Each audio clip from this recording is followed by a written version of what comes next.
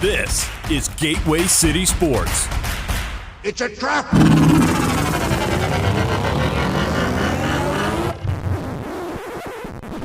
Oh, I'm sorry. Did I break your concentration?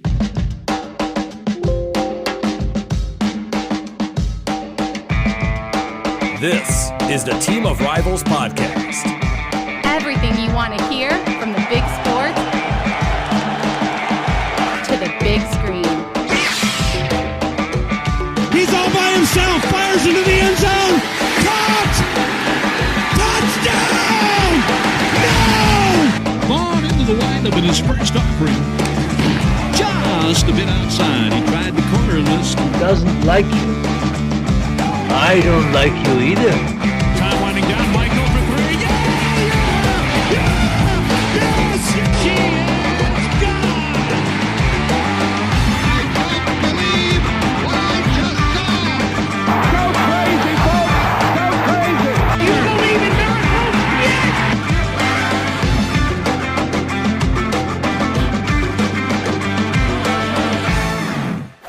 You may fire when ready. What?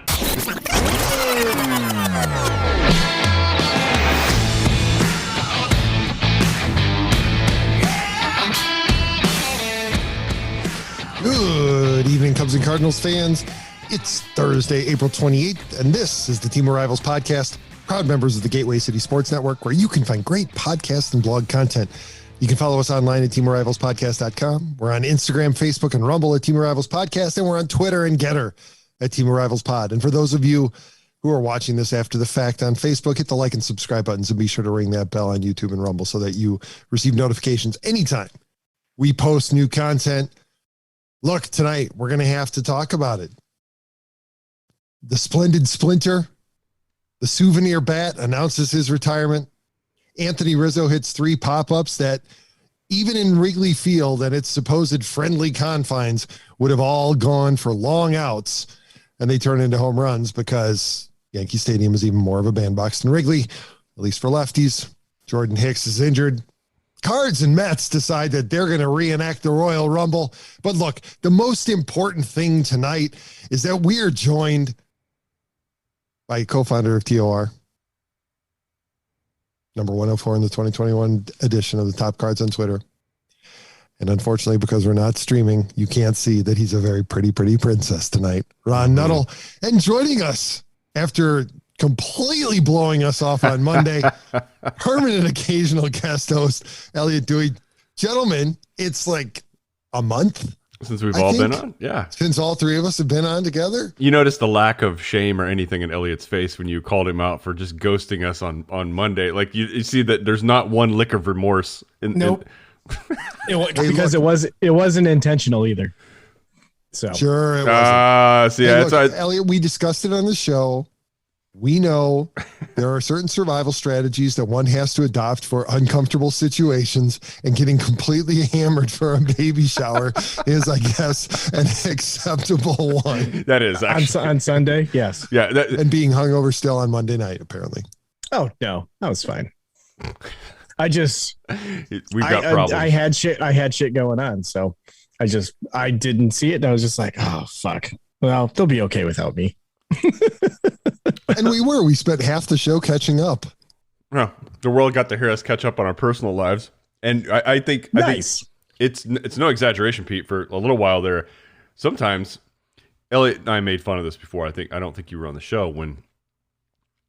Oh, did you do the, hey, how you doing? No. Things going on? No, we don't do that. I said we actually don't do that. And it's funny hearing young shows in their infancy do that because they don't know how to start it off. They don't know how to lead in, so they do that bullshit. How was your week? Like, first of all, nobody cares, right? A long-time listeners might, because we talk about dumb shit on here, but imagine downloading this for like the second or third time. Like, you guys sold me on the fact that you're a Cubs-Cardinals rivalry podcast.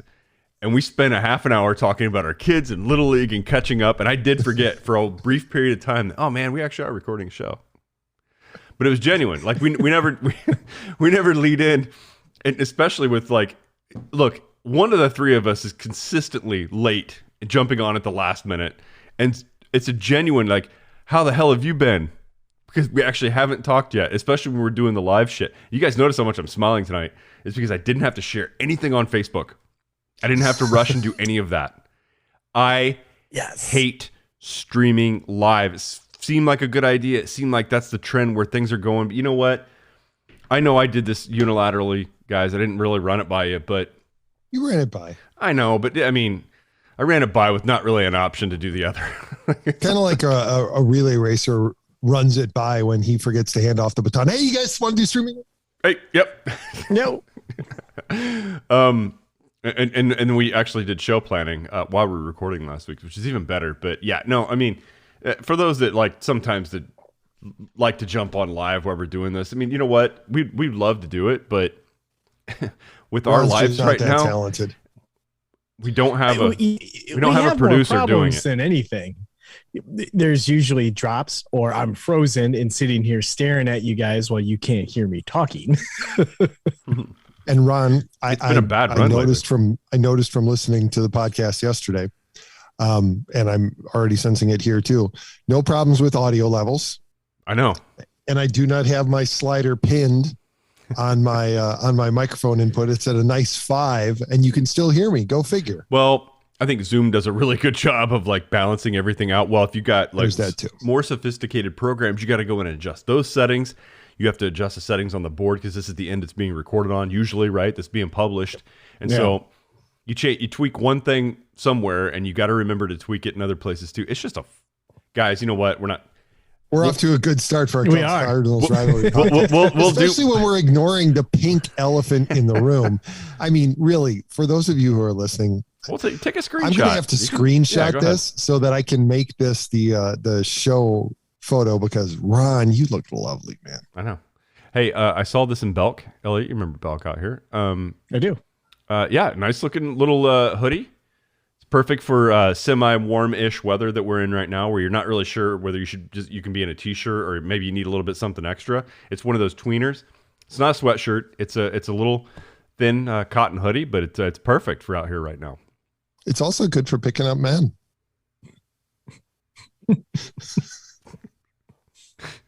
Giggles the guy with the porn stash.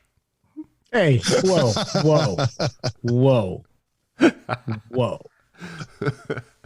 I've got much of a beard over here. It's just gray. It's just gray and it doesn't look like a beard.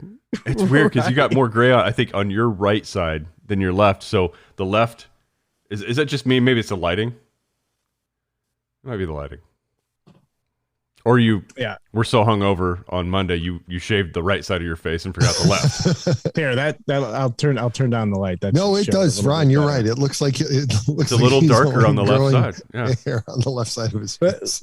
You got the last remnants of right here. You get the last remnants of dark hanging out there on the left. That's fine. These last 18 months have really turned the facial hair from kind of a nice salt and pepper mix to all gray except for here and a little bit right here. Why is the upper lip the last thing to go gray? Anyway, I do not know why. Anyway, welcome to Metrosexual Talk on Team Reynolds podcast. It's going to be talking about the pros and cons of shaving your down under region. Brought to you by Manscaped. Ooh, Manscaped you guys, 2.0. Let me ask a question. So we're on the topic. Do either of you gentlemen own one of those? No. Oh, okay. I'm talented enough. I don't need one. I'm talented enough. You mean you're careful enough? They're actually, yes. Okay. Well, you know what? I tell you what. Like, yeah, I have the what is it? The I don't know. The lawnmower is what it's called. Yeah. So yeah. Yeah, the last iteration of that thing. It's okay, but I tell you what, I can't believe we're talking about shaving our balls. You know what? We're going to because we're not talking like complete 100%. What you would do if you were in adult entertainment style. Like it's just a little bit of maintaining, so you're not just like growing out of control, right? I mean, that's what we kind of. I think. Are you saying we're not going to see you in a Brazzers video, Ron? I saw some short video where some kid gave his mom a Brazzers hat, and she didn't know what it was, and wore it all day long out to bars and everything, and only to learn later what it was. I think that's great. If I knew how to pin stuff to a video, I would do that. Oh, we're not on video. Oh, damn, man. How can I forget that? That's okay. We can include the link in the podcast. Anyway, there you go. Anyway, so There's a lot. Let me tell you, you can get inundated by male personal care products all day on Instagram. And I've fallen victim to a couple of them. But one I've been very happy with, guys, if you haven't tried it yet, any man out there who wants to try Dr. Squatch soap, man, that shit is really good. It's great. I've had like dryness on elbows and everything, but I've started using that, and like most of it's gone away. No kidding. I haven't changed any other habits or anything either. So Dr. Squatch, man, it's the real deal. The deodorant, top notch. Really? It doesn't. You can wear white shirts all the time. Doesn't look like your armpits have pissed themselves. Like typically you use the cheap store-bought deodorant and you get the yellowness that builds up under the but stains. I haven't had it, man. It's good shit. Yeah, Dr. Squatch. I wish we had a promo code. It would sound legit, but I don't. I'm just being a nice guy. I'm sure we can look a promo code up and get somebody else a kickback. Anyway, Brawl, Pete. Let's launch into the Brawl. That was some fun, man. I was out on a date last night, and then she got up to use the restroom, and so I did a quick check, and I was like, "Oh wait, I gotta pull this up. I hope she takes her time." That was fun, man. I especially like Stubby Clapp throwing Pete Alonso to the ground. That was a nice touch. And his interview, Pete Alonso's interview after, I can put somebody in the hospital if I want to. Like, dude, you just got thrown in the laundromat by a 49-year-old first base coach. Like, yeah, but to be fair, Stubby Clapp looks like a fire hydrant, man. And he looks dude is short and squat, and he is not. He's probably hard to bowl over. What I'm guessing is, and I haven't looked up his bio or anything, but while we would if I looked at Elliott and Stubby Clapp side by side, who's the former state wrestling champion? I'm going to pick Stubby Clapp every time because he looks like he comes from that cloth, right? I mean, and I wouldn't doubt if that was part of his background that he's done that, but. He did. He took a 3-point takedown on Pete Alonso. Nice. Now leading up to this, there'd been. Well, hang on now, Ron. Let's not jump ahead to things here. Yeah, we have an expert in the room. He's seen the video. Have you seen it, Elliot? Based on your vast championship experience, please rate Stubby Clapp's takedown of Pete Alonso. Guys, I would give it 4 baseballs out of 5. Okay, I think you'd be that generous, but it was a solid takedown. Do you guys remember Pedro Martinez grabbing Don Zimmer by the skull? And I was just thinking about that. It was like the reverse, right? Like you got the young guy taking down the old guy. It would have been like if Don Zimmer would have taken him down. I would have. How much more of a baseball memory would it have been if Zimmer just put Pedro Martinez in a suplex and just taking him down to the grass? Would have been so much better. But you saw Pedro Martinez had his big old wrinkly raisin head in his fingertips and just took him down to the ground. Why didn't the Cubs hold on to him as a manager? That would have been way more fun, right? The boys of Zimmer. Yeah, that was disappointing when Don left. It was a shame. Hey, Ron, of course, I did a little bit of research because you prompted it, and Stubby wasn't a wrestler, but next best thing. He was a hockey player. Oh, yes. Oh, yes. There you go. And so that's where he got the takedown. You saw a hockey takedown, man. But leading up to this, there had been, the Mets are leading the league in hit by pitch, right? For whatever reason, it's early in the season. Really? I could have sworn it was the Milwaukee Brewers on the Cubs. I think. Oh, jeez. But I think league wide, they had been hit a ton of times. Look, I'm not saying that, they're like some team is going to be leading the league and being hit by pitch at any given day of the season, right? It doesn't really mean much at this point, but, they've been hit quite a bit. And they'd hit Pete Alonso got hit right in the helmet. Scary moment. I was actually watching it. It was Cody Whitley. He made his debut, I believe last year. I could be wrong. Maybe it was briefly in 2020, but still a young kid. Hit Pete Alonso in the helmet with a changeup, right? Look, it's still a major leaguer throwing a baseball, man. That stuff is still dangerous no matter what kind of pitch they're throwing. I don't care what it is. Still dangerous. And you gotta be able to control that stuff. I cringed. I guarantee every true baseball fan saw that cringe and hoping he was okay and that everything's okay. And he was a little pissed getting up, and you can understand that, right? You get hit in the head with a ball, no matter if it was one that got away from you or not, you're going to be a little fired up, and I don't blame him for doing that. But the game situation is the Cardinals are down by 2 runs. It's 2-0. Cardinals weren't doing shit against Mets pitching through that second game. So, look, it's pretty obvious in that scenario. That kid did not mean to do that. Should have been obvious to the whole world that was a mistake. He's not known for that. Now, if it had been Genesis Cabrera, he still doesn't mean to hit people, but he does it quite often. Like he can lose control. Anyway, a few guys got hit in this series. You know, you could feel it starting to boil up to the surface. And, you know, the Cardinals' best player is Nolan Arenado. You know, at some point in time, dude, you're going to get plunked. Just, it's a message. But Arenado, I believe, understands this kind of thing. And the reason he got fired up was, look, I understand you guys are going to throw at me. Keep it below the shoulder. That's all he's asking, right? And Lopez threw right at his face, whether he meant to or not. Maybe it got away from him a little bit and went a little bit higher, but Arenado was heated up because I think he understands the rule there, the unwritten rule. And I know some guys don't like this. Tough shit. It's the way baseball's been played. A Cardinal, whether it was Goldschmidt or Arenado, they're going to get thrown at, but like hit them in the ass, stick it in their ribs. Chances are if Arenado gets hit in the thigh with that one, yeah, he might throw the bat down a little bit harder, but he's going to run to first base and understand that, you know, I knew that was going to happen. You know, we'll take it and we'll move on. Threw at his head, lost his temper. He actually got tossed and the pitcher didn't, which I was very surprised, right? Like, why not just dump both? But Arenado got tossed. So did Stubby Clapp, by the way. Willie McGee had to coach first, which got a standing ovation, which not sure how I would feel if I was Stubby Clapp. I'm like, I've been coaching first base all year long, no ovation. Willie McGee steps out of the dugout, ovation. In the middle of all the chaos, nobody talked about it, nobody heard it. Willie puts the helmet on, goes out to first base, standing O in the crowd. Everybody's still talking about the fight. So if anybody can deflate a situation in St. Louis, it's Willie McGee. And he did, as far as the crowd's concerned. So it was pretty cool. But yeah, we see this all the time, guys. Like, 3 or 4 times a year where something like this happens between clubs.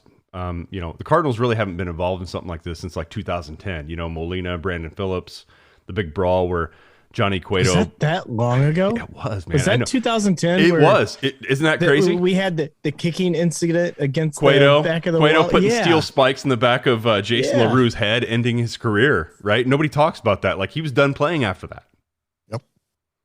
Damn. Cueto's still playing. So anyway, sometimes there's no justice, but whatever. Fun. Still, Pete, fun. And if anything can sometimes bring a team together, it's stuff like that can tend to work. Now, whether that really worked that way or not, who knows? But Cardinals, which team is it going to bring together? Is it going to bring the Cards together, or is it going to bring the Mets? Well, if you take the last 2 results, the Cardinals are way up on the Diamondbacks. But then again, you can ask, well, who isn't? Who isn't, right? But they did beat up on the Mets pretty good yesterday. They had a shitty first 2 games against them, but you know, that kind of thing happens. Setting up for an interesting series between the 2 teams next month, though. So we'll see what happens in New York.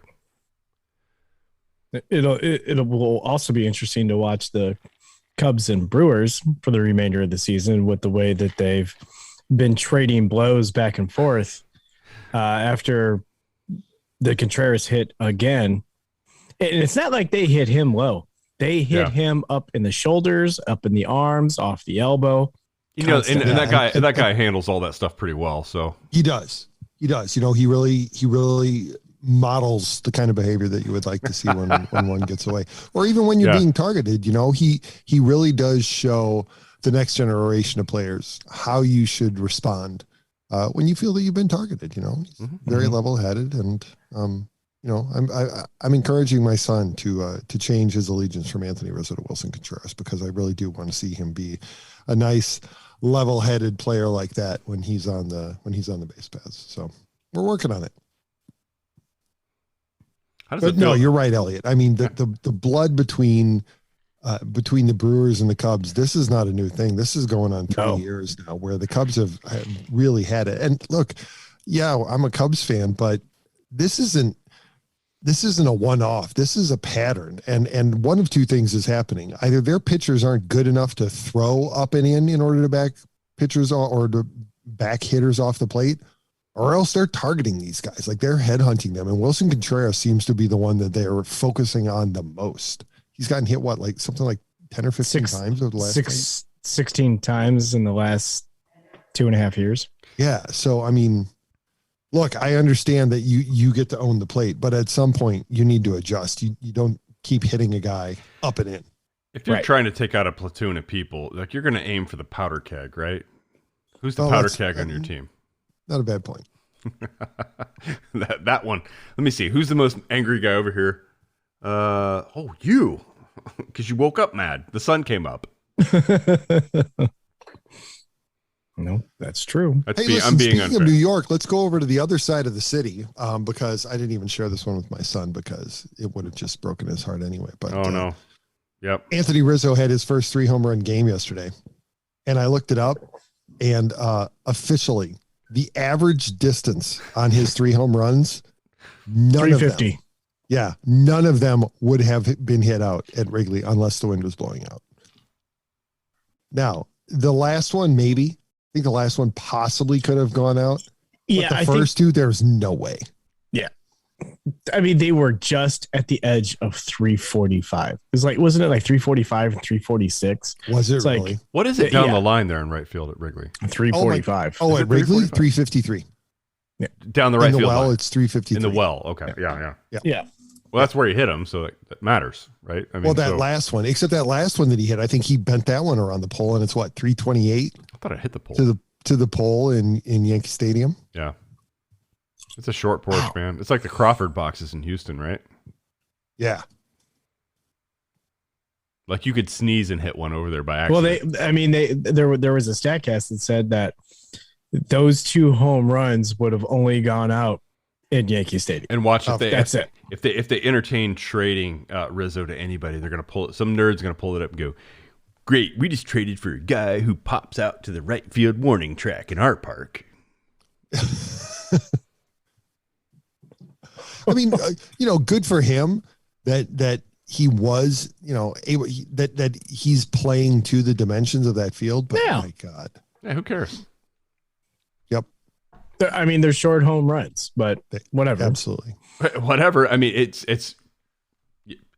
the field you're playing in. Who gives a shit, right? Right. It's like, yeah. I don't care. So, I don't know why people get so bent out. Yeah.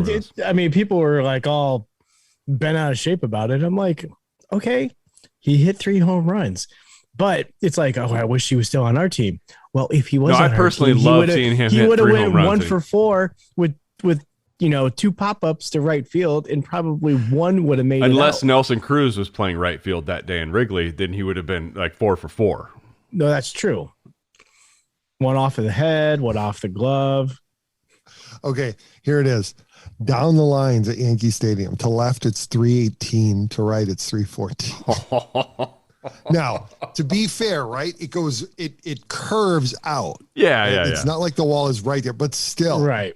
You don't have to hit the very far foul if pole. you get that Right. hook. Well, and it's around the pole. Fenway's a little bit like that too in right field, right? Where it's like at the actual pole, it might be a short distance, but it juts out pretty quick, and it's more normalized once you start getting closer to true right field instead of like foul pole. So, right. But still, you're a left-hander, man. I mean, how many times have people hit one just down the line and it, like any other stadium? I mean, people are right. Like any other stadium, he's watching that kind of jogging down first base, and it's going to hook foul in most parks. Right. You're in Yankee Stadium. It's still hooked foul, just hooked around. Hooked in Yankee Stadium. So it didn't matter. I'm honestly surprised that more lefties don't take advantage of that porch. Well, but you sell out for what you're going to sell out for. Yeah. I mean, and he is a dead pole hitter too. So you would expect him to have a lot of home runs right there on that right field porch. Yep. If the shift was real and you could do it, I mean, they should just like hang, like have somebody who's agile hang halfway up the pole. It should be legal. And just wait. Like have the first baseman just kind of climb up the pole, take his belt off and hook himself about halfway the pole when Rizzo's up. That should be allowed. If you're going to allow defenders to play anywhere. Hell, the shift's unlimited, man. You just needed someone who was like 6'8" that could have just reached up and grabbed that from going over the top of the wall. Kevin Durant, just reach up. There you go. It. Dude's an alien. So, Ron, what was changing topics here? What was the favorite part of your Cardinals Mark Pryor experience? And by that, I mean Jordan Hicks injured yet again. Oh man, it's I mean, really, he's shaping up to be your Mark Pryor. Yeah, no, Can't stay healthy. He's going to retire early. it's a very good proxy, right? Because all the talent in the world, when you watch him pitch, like you think mechanics are fantastic. Like how could he get hurt? Both him and Anthony or Alex Reyes for us, it's like I never went to a season the last couple like banking on either of these guys. Whatever you can get is a bonus, in my opinion. He's hurt again. Like, okay, like for me personally, it's not a matter of if, it's like when. Like happened early, okay, and this. A lot of people are really like worried about the Cardinals doing this fifth starter spot by a bullpen start, like to start the year out. You hear about teams doing this in an emergency situation, not starting the year out this way. So I don't know if there's line of sight to when Flaherty's returning, but that's fine. Okay, if Flaherty returns, like that's no guarantee either. He's coming off an injury too, and he's had the injury bug over the last couple of years. Hicks, it's just like. It's Alex Reyes all over again, like boatload of talent. Just can you stay on the field? And the Cardinals have had a lot of these guys. It seems like if health wasn't a factor, you're looking at really good pitchers here. But it is. So I didn't go into this year. I went into this year thinking Gallegos is our closer, who was last year. We'll see how the bullpen holds up, man. But it's not a surprise to me, Pete, and I don't mean to disparage the kid at all. It's just like I'm kind of used to it at this point. Well, yeah, there's no disparagement in it. It's a reality. Not at all. Right? Yeah, it's a reality. It was the same thing with Mark Pryor. You're not disparaging the talent that he had. It was just the fact that. But what we heard about, like, I remember hearing about Mark Pryor at the time, like, and I hated that guy in 2003. He was really good. He was good. He was an asshole, and he was good. But I heard mechanics are perfect. Like, but it doesn't matter. Like, it doesn't matter if mechanics are perfect. All bodies are built different. Some can hold up, some can't. I think he had some kind of condition or something either to joints. I believe that condition is called anabolicus steroidus. Yeah. Or in a combination of Dusty Baker making him throw 150 pitches. That's true. And 300 tosses of the towel drill. Right. And I heard it was Miami Marlins was also, I think it was Florida Marlins at the time. It's since shifted. But that's right. God, I remember watching that game 7 in LCS with Dustin, and raised his fist when I think the pitcher homered. Cabrera. Well, Kerry Wood did, but then Cabrera hit one later, and Dustin just with solid fist, limited baseball knowledge, stood up in the living room and said, with a voice that could wake up Zeus, "Fuck all," when the Marlins went ahead, and that's all I remember from that night. And I felt bad for him. I'm like, it was all going good until that point. But anyway. That was a very exciting start to the game. When I would have loved to have been outside of Wrigley, because I bet that was probably the loudest that place had ever been before they won the World Series. Yeah, probably. Yeah, I know we got another topic, but yeah, Jordan Hicks hurt again. It's just a matter of time, man. Doesn't tamper my expectations on the team. It just means that it puts more of a question on the front office. Like, okay, if we're having another repeat of June like we did last year with the Cardinals pitching, because the wheels fell off last year in June. I wonder if they were making the same calculation that a lot of teams have been making this year, who didn't have a set rotation, and the thought was, we've got 14 guys in it's 15 right now. Yeah, we got 15 guys. Yeah, but the rosters get reduced here pretty soon. Rosters. Yep. So we've got 10 guys in the bullpen. So we can do this for a little while until our rotation shakes out a little bit. Either Flaherty comes back or somebody distinguishes themselves in the minors, and so we can make it 3 or 4 turns. Well, probably more than that, 5 or 6 turns through the rotation before we really finally have to do it. So Jordan, just get us to mid-May or the end of May. Yeah. And then we'll worry about it after that. And he couldn't even do that. No. And it was always a curious decision for me, because he hadn't, I don't know what he started out as in the minor leagues. Was he a starter at some point? Maybe he was. I don't remember. But as far as the major, that said that he hadn't started since he was in AA. So very, very curious as to why that happened this year and why you tried to stretch him out. I wonder if Tommy John and all the other. Well, I wonder if if it's not the same rationale that you take with some pitchers who can't stay healthy or who can't maximize their potential as starters. So you turn them into relievers, and they usually pick up a couple of miles an hour on their fastball because they're giving it all because they know they're only going to be out there for an inning or two. Maybe they're trying to take the opposite approach with him and trying to get him to calm down and not throw every pitch 104 miles an hour because he knew that he had to be out there for 4 or 5 innings. I don't know. And so maybe if he slowed down a little bit, took a little something off of it, and only threw 100 miles an hour, maybe he wouldn't put so much strain on his body. I don't know. That's the only thing I can think of. Yeah, just a guess at this point, right? It is on my part too. So I don't know, but here we are. More of a question in the rotation right now. I think that if you rewound the clock to last year, it's like there's a bigger oh shit right now than it was last year. And last year ended up really bad by the time Flaherty got hurt at the end of May. So what's Hicks' ETA of him? I don't know. Out? I don't know at the moment. So Pete's probably looking it up right now. I don't know. I mean, it's one of those things for us where we've seen this happen so many times with like an Alex Reyes or somebody else. Like, I don't even want to look it up. Because one, the Cardinals are going to report something. You never know if that's the case or not. I mean, they have turned into Lovie Smith as far as reporting injuries. Like, never factual. Never factual. Like, assume, like, if Lovie Smith told you 2 weeks, assume a month and a half. Like, add another month to it. So, who knows? John Fox did the same thing. Really didn't know. Well, John Fox was just confused, and he really didn't know. He really didn't know anything. No, he didn't.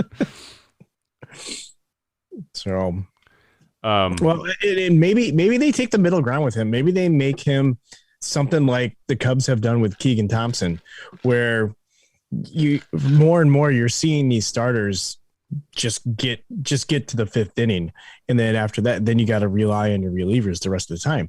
So maybe you make him kind of that middle guy where he's the guy that can get you 3 innings. Sure.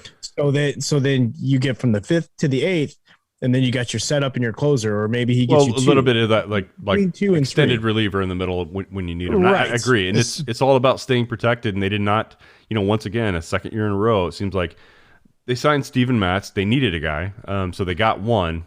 They needed a little bit more. They didn't do that. They didn't protect themselves, and sometimes, life throws you a curve, and that's why you need protection. That's why you need Allstate. The Wiley Group has 2 locations in Festus and Arnold to serve you.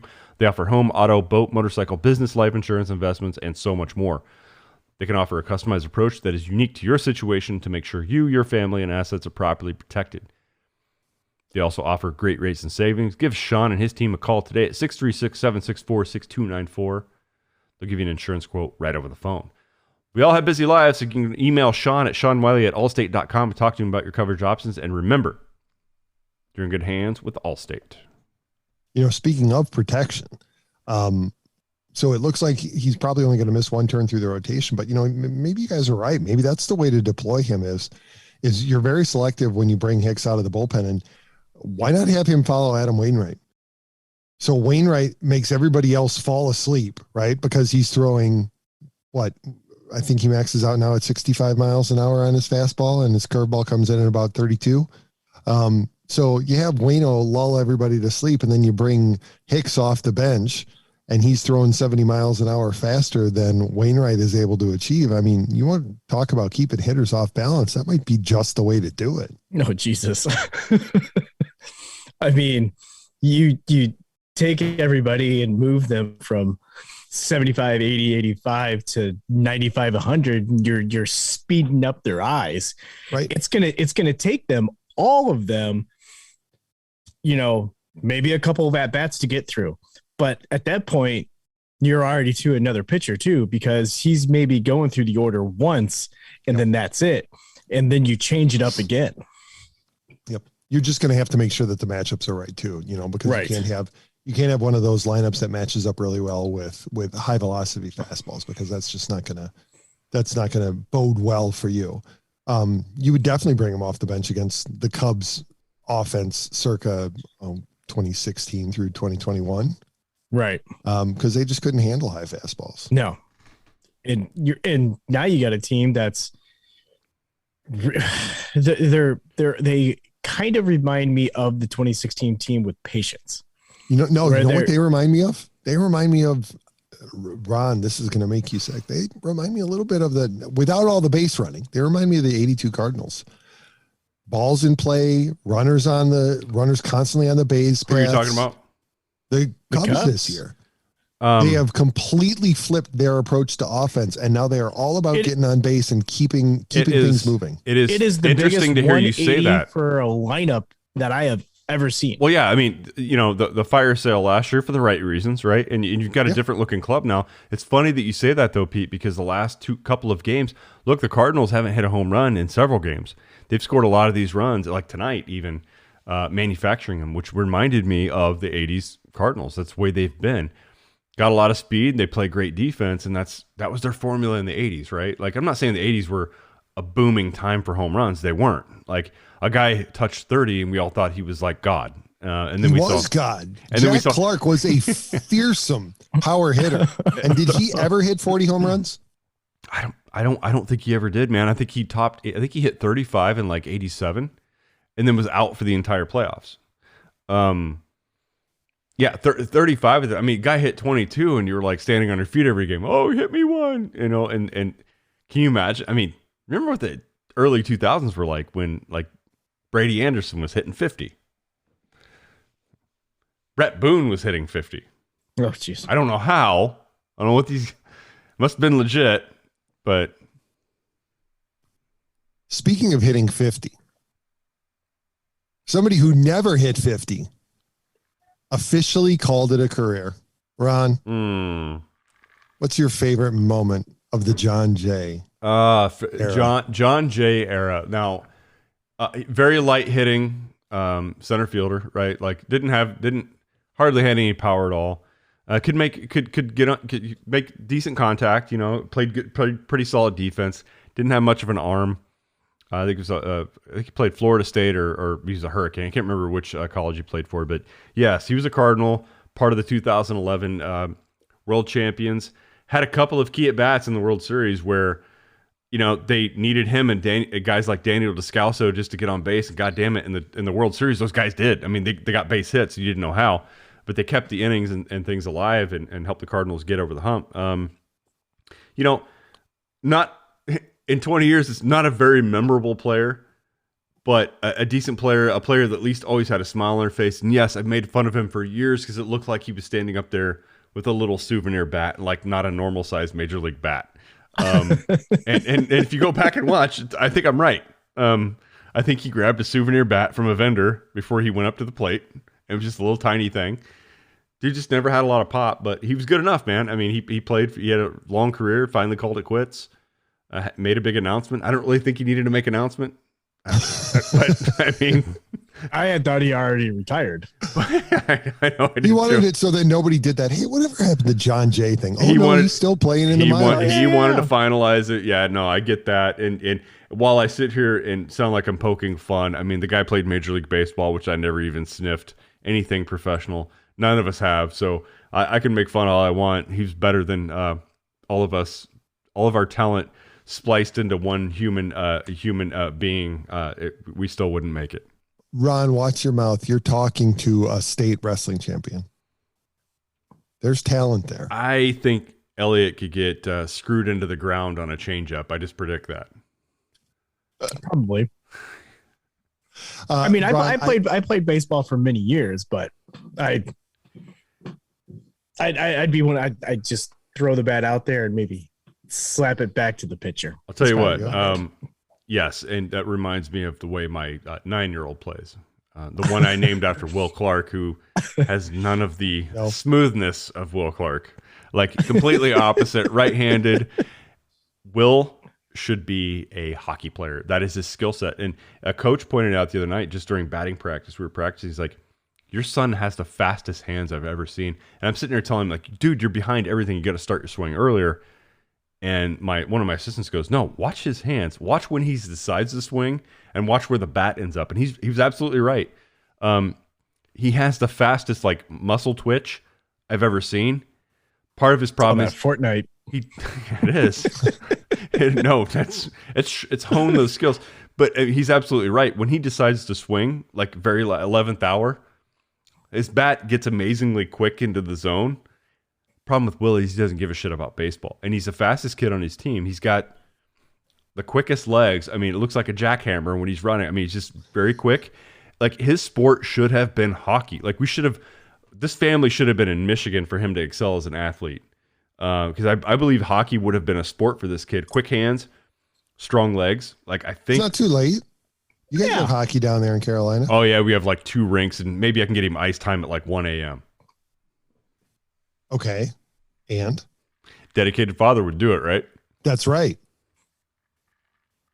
Ron, I do have to give you credit though. You're absolutely right. Jack Clark topped out at 35 home runs. And 87. John Jay went to the University of Miami. So well done. And not only did Jack Clark top out at 35 home runs, he never hit more than 30, except for that one year in 1987. Oh. And he was a power hitter. And it was in the 80s. How much the game has changed. Yeah. And it's interesting, guys. We didn't get this wasn't on your list of topics tonight to cover off, Pete. But the ball this year, they changed it. Max Scherzer was pissed about it. This was the ball that was supposed to have been in play last year, I think it was. Yeah, never. And this is the third time in 3 years that they've changed the ball. But correct? guys, what a dumb thing to think about this. Shorten spring training, you change the ball. These guys don't even have time to guys should be getting a little bit more of a pass for hitting players when you're sitting here using a ball that's different. And people are saying it's not juiced, right? Like, home runs are down. Like, last year, the league was hitting like 1 out of 25 at bats was a home run, like league wide. Now it's like 1 out of 36. So obviously something has changed. Like, this ball is no longer juiced. But is it in the pitcher's favor? Is it in the? I don't think it is, because offense is down, right? They want to increase offense, and it just doesn't seem to be working. So, like, Manfred and his crew, like, why are they getting so many things wrong? They're getting so much shit wrong. Like, why can't they get some of this stuff right? Because they don't give a shit. No, I think they do. The problem is I think they're relying on the wrong experts around them, or promoting people up to positions that are advising them that, like, shouldn't be, maybe. Like, look at the organization around baseball. And I kind of recognize this in the corporate world too. Like, sometimes when people are elevated to positions they shouldn't be yet, but they're the ones making recommendations on what to do. Like, sometimes it doesn't always work. And so I think that, we all want to think Manfred is Satan, and maybe he is, but is the problem is he being advised by the right set of people? Now, he should be able to recognize this and change it, but I just get the feeling like there are people calling shots and making recs that, man, they just shouldn't be yet. Well, it's a perfect manifestation of the Peter principle, right? That people are promoted to their level of incompetence. And the more incompetent you are, the higher you get promoted. So you have the most incompetent person at the top of Major League Baseball, and then everybody under him is just slightly less incompetent. And then you put them all together, and you have the shit show that you have had for the last decade? Maybe. I mean, I could be right, but an industry so big with so much history, with so much scrutiny on it, with social media and fans having, I'm going to say fans having more access than ever, then Elliot's going to hurl blackouts at my face and be like, you're right. We're not really. But we can watch replays. We can watch, stuff that we couldn't watch 20 years ago. We have access to it now. When baseball is wrong about stuff, man, fans are really weaponized to be able to attack them back and say, no, man, you got all this shit wrong. Look at all these numbers. Look at all these facts. But I think that these old guys calling the shots in baseball haven't caught up to that yet, and they're in denial about it. Like, part of the problem is they move too slow. You know what? Go ahead, E. Yeah, what do you mean by that? They move too slow. Go ahead. I don't want to hear it. Because you look at all these other sports, when changes need to be made for the health of the sport, they make the changes. They don't talk about it and say, well, during the next whatever in 4 years, we'll take a look at this and we'll do some studies, blah, blah, blah, when they know they need to make that change. That's how baseball operates. I feel like the changes that need to be made to make the sport better and healthier. I mean, we've been talking about this streaming shit for like over 5 years. And I don't feel like it's gotten any closer. That's the kind of shit that they need to get a plan, get it going, get it done. And they don't. Well, I'm not as well versed in the labor specifics of the other major sports, but I wonder if it, as much as they complain about how they've gotten a raw deal and about how the how the owners are trying to break the union. It kind of seems to me that Major League Baseball's union actually is probably the strongest union among the 4 major sports. I don't think there's because any doubt, all Pete. of these changes, have to be negotiated with the players union. You don't see that in the NBA when they wanted to move the 3-point line back. They just moved it back. Yeah. There was no talk of any consultation with the players. It was just, we're moving it back 3 feet. There are certain things, Pete, and I don't have a list of them, that the commissioner of baseball can make a unilateral decision, just implement it. Like, there are certain things that he can do. Right. He has to give the Players Association notice that he's going to. And I think he has to give them notice, but I think it's a year. And that's probably been harder to so. do, knowing that a CBA was coming up like this last offseason. Like, you're probably more tepid doing that stuff leading up to it than you normally would be. And you know, I don't know that Manfred's surrounded by the right group of people. Like, look, man, I lay plenty of blame at his feet for how he's handled himself through much of this, but I also don't ignore the fact that this dude's just not sitting in an office by himself every day making calls. Like, he's being advised by people. You know what though, Ron? I kind of feel like we touched on it on Monday night, right? It was under a different circumstance, but still, if Manfred thinks that he has the solution, right? And he is so focused on, and clearly he is, having games be shorter. He is obsessed with the length of games. Yes, I agree with that. He's not obsessed with pace of play. He's obsessed with how long the games go. What can I do? What can I do to cut it from 3 hours to 2 hours and 50 minutes? And I'll do anything necessary to do it. Yeah, wrong approach. I agree. And I think that he's at the exact place that we talked about the other night. He has decided that this is what it is, and he's that dog with the bone, and he is not going to let go. Regardless of what the evidence may show him, he is convinced that he is right, and so he's going to continue to pursue that specific goal, even though everything that he has done towards that goal has failed to achieve it. Yeah. He's not willing to accept the possibility that he could be wrong and that he needs to change course. And that's going to be his downfall as commissioner during his tenure, is he has the inability to acknowledge some things that just aren't going to work, or he's not willing to listen. But it's unpleasant, Pete. You know what else is unpleasant? Buying a new car.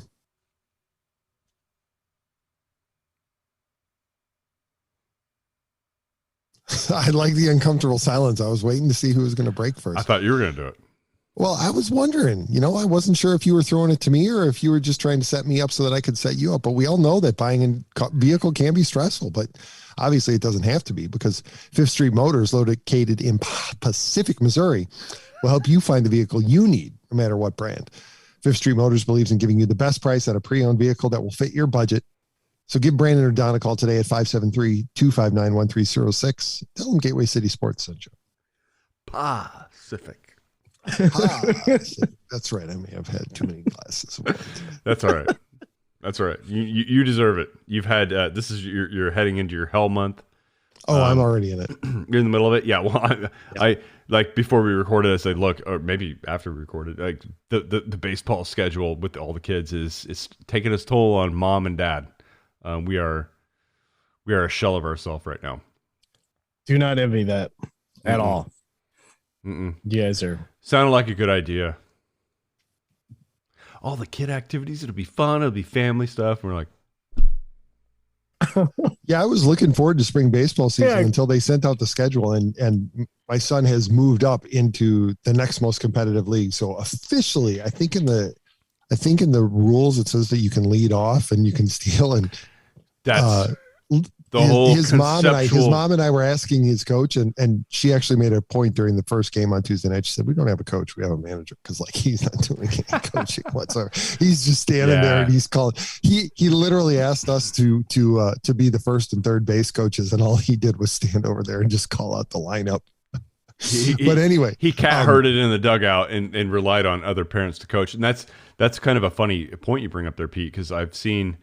When you start getting the Babe Ruth and Cal Ripken leagues, like there are certain coaches that will coach to the league rules. And so they will actually tell kids not to swing or not to throw.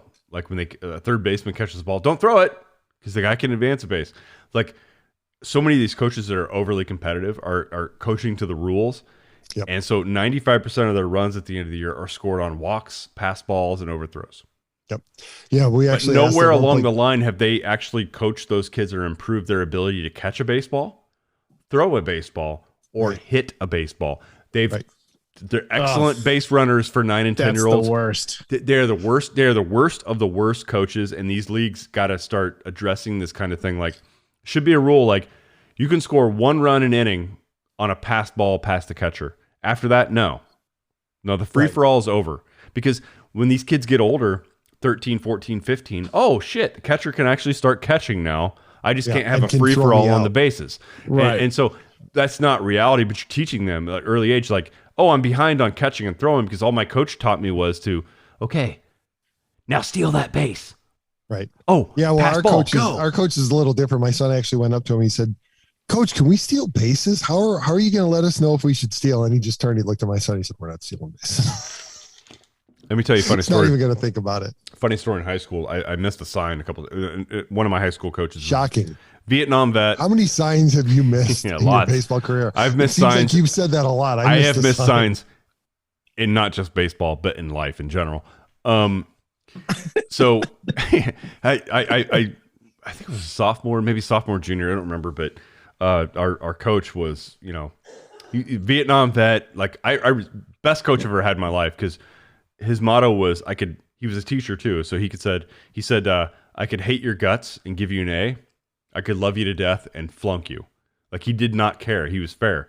But I missed a sign a couple times on first base, and he said, barked across, third base coach at the time, I'm standing on first. He's like, Nuttall, steal second base. Like, in between pitches. Like, he just yelled at me to steal it next pitch. I totally missed it. Like, but yeah, so that's the kind of coaching I was used to. You can't get away from that today, because then you'd be on social media and everybody would be just lambasting you for being real, right? And I don't want to say his name out here because I don't want to be but he was my favorite coach, because he was the most fair person I've ever seen. He didn't care who your parents were, what they contributed, didn't care how popular you were, didn't care what travel teams you made the year before. Once you were in high school, he's like, I don't give a shit. Depends on how you're playing out here.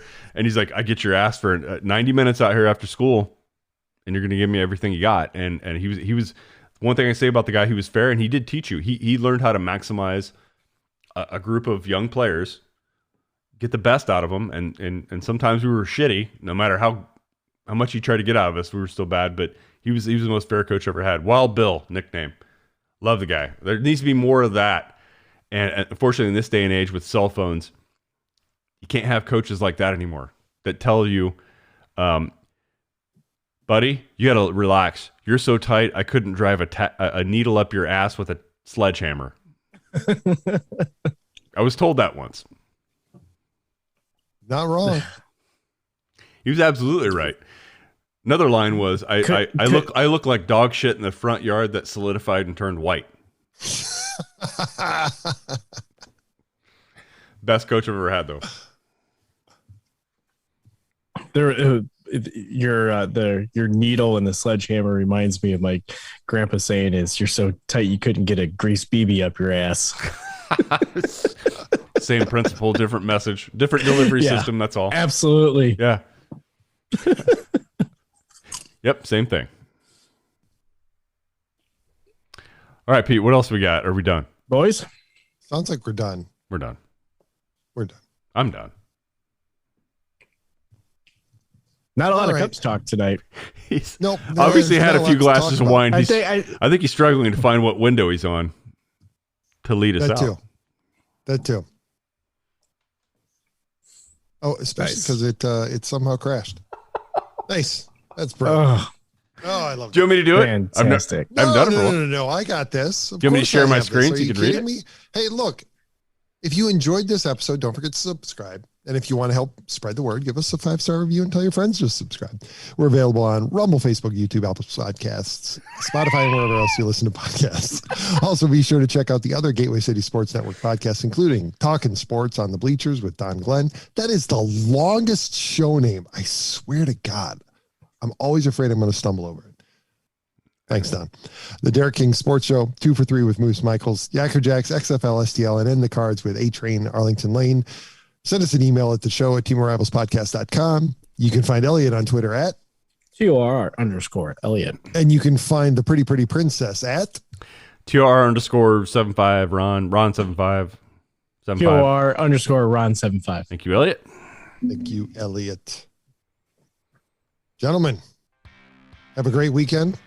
Boys got another game Saturday. There are a couple of weeks this season where he is going to have 3 games. Tuesday, Friday, Saturday. Wait. He looked at me like I was drunk when I told him that. What do you mean I have to play 3 games in a week? We play 1 game now. Dad, what are you doing? You son of a bitch. You can't do You're that. getting better. You have to play 3. Although apparently he told his mom after the first game the other night that for the first time he's really enjoying baseball, which That's good. Makes my heart happy. You know, he's not just going because he's hanging out with his friends. He's actually enjoying playing baseball because it actually feels like baseball now. Awesome. Yeah. You know what? It's great to have all 3 of us back on the show. And we'll see you guys again in a month. Be back same time, same place next week. We love you all so much. Bye, everyone.